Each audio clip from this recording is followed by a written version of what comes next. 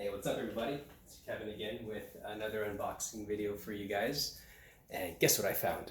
An Xbox Series X. This past week I got very lucky online, and so now the circle is complete. I got my PS5 and now I have the Xbox Series X, so I can give impressions in the future in terms of how the consoles fare, at least initially and early. I think honestly it's too early for most people to get these consoles now. I would say if you can wait, do it. I got the PS5 and honestly I've just been playing Destiny 2 for most of these last couple weeks, to be honest. And I can play that on a PS4 or on the PC or on my Xbox One X. So no real reason to get a console, but I'm an early adopter and I love playing these consoles early, so hence having the PS5 and the Xbox Series X. So without further ado, again, this is the fourth generation for Microsoft, starting off with the Xbox original console, the 360, which was really successful. Also a big failure in terms of failure rates in that first run. I know they spent about $1 billion with repairs during that, but they did that to maintain market share, which was a big deal. Then they kind of screwed it up with the Xbox One this past generation. I think still a great console, not the most powerful. Like in the Kinect commitment initially was really caused some issues with the Xbox One. But now here we are. I think this is really the culmination of all of Microsoft's work with the console generation and really bringing, I think, PC gamers and console gamers together, and also with Game Pass, I think really becoming this more inclusive, having this more inclusive gaming strategy in terms of market. Very smart in terms of market share, very smart in giving more gamers the ability to play different games, a backlog of games, a backward compatibility, I think, in a lot of ways trumps PS5's backward compatibility, as of right now anyway. I'm sure PS5 can improve on that in the future. But again, this is all about the Xbox Series X. So let me get to unboxing, and for comparison, I brought out the Xbox One X from the Xbox One line of consoles from Microsoft. This is a very good console. It treated me really well the last few years after upgrading from the Xbox One. And so I got the Project Scorpio edition, so we can compare controllers, we can compare the console. And so let me go ahead and get to the unboxing here. So here it is, the Series X, 4K, 8K support, 1 terabyte of SSD, which I'm actually pretty excited about because the PS5 has, I think 800 or less than that, and actually only about 600 when you are installing stuff. So it's a bit disappointing in terms of storage, especially with all the games that I want to play on the PS5. I made the mistake of downloading Black Ops, and so that took up probably about a third of the hard drive space, almost. But this is the Series X. This gives my wife the heebie-jeebies. She doesn't like this patterning, so let me go ahead and get this unboxing going. Looks like it's gonna pop up here.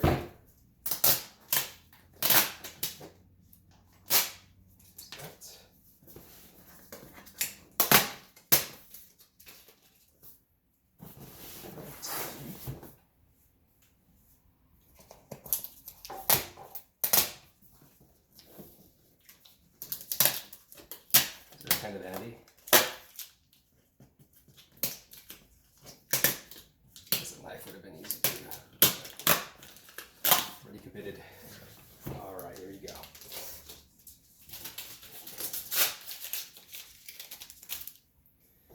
To the console. All right, that's what it says. Power your dreams. It's been the motto for the Series X.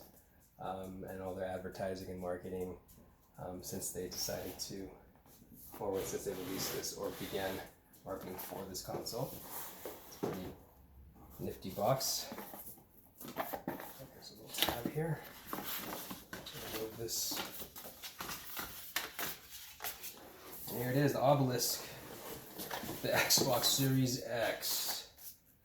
All right, I guess I can stay in there. Bad boy open for you. Get this aside.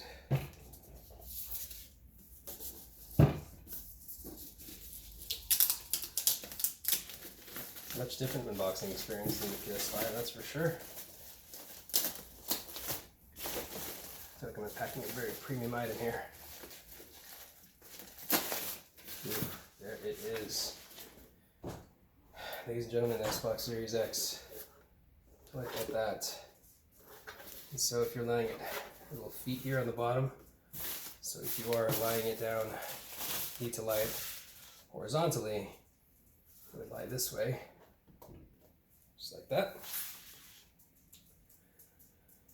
And of course vertically, just like that. It's pretty cool. Has a little green tint on the vent holes at the top, giving it that kind of lighted effect even though it's not lit. And these are the ports in the back. We have two USB ports here, your Ethernet port, power port, of course, HDMI out, and then the storage expansion port for those $220 NVMe SSD proprietary cards through Seagate that Microsoft's providing, which actually is nice to have already a storage solution, because for the PS5 it's already an issue for me anyway. So it's nice to have it, even though it is pretty expensive. I personally like this vertical, to be honest. But again, many entertainment centers only allow for this orientation. Very cool, and this is how it compares to the Xbox One X.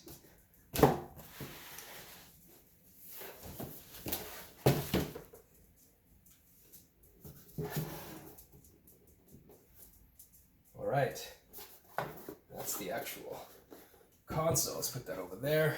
Let's get on to the goodies, the other goodies here. Now we have, all right, HDMI cord, of course, power cable, which we've gone far and away from those big power bricks in the past. It's all built in here now. It's kind of nice. It's like just your regulatory guide, limited warranty guide, all that good stuff. And then here is the new but very familiar Xbox Series X controller. Comes with batteries, that's kind of nice. And here's the controller. It feels almost exactly the same, except it does have this kind of grip to the back of it, very similar to the PS5 DualSense. This is a bit more grippy, I think, but feels also less next-gen-y, if that's a word. And compared to the Project Scorpio edition, this one has batteries in it, so it does feel heavier. But as you can see, the controller is a little bit smaller than the previous generation. In some cases, it's made it more accessible to folks with smaller hands. I think it feels, comparatively, I mean, this feels just like home. It's always just felt like home. Comparatively, this feels a little bit smaller, but with the offset thumbsticks, it's really not an issue. I think it's fantastic. This feels much more clicky than this. It's a little smushy, much more clicky. Nice grip on the triggers as well. But not much of a change between the two controllers, other than this button here. I believe it's their share button, which they've added, which I think, compared to the PS5, that would be like that touchpad button. It's nice to have that extra button there. But that is the controller for the Series X compared to the Scorpio. And that is it, guys. I hope you enjoyed this unboxing video. I hope you were able to get your own version of your favorite console. I was lucky to get both of them, so I feel very lucky to have both. And very happy to compare the two and see, in terms of quality of life changes between the two consoles. I'm very excited about Quick Resume, which existed on the Xbox One, just to a smaller degree. This one you can probably do, I think, eight plus applications at a time, which is great. I've been hearing some things about it not working perfectly, so I'll check that out. But again, very excited about the quality of life functions. Gaming, we're still thinking about what games I'm going to play on it. Luckily, there is Game Pass, so there is a huge backlog of games that I'll have access to because I am a member of Game Pass. So I'm excited about that. I'm excited to check out Gears 5 and some of the Forza 4, of course, some of the things that they've upgraded The frame rates, of course, the backward compatibility, I know they've done a great job with that, so I'm excited to try it out. But thanks for staying with me and joining me in this unboxing. And again, good luck. Hopefully you got yourself a console if you're looking for one. Talk with you guys soon.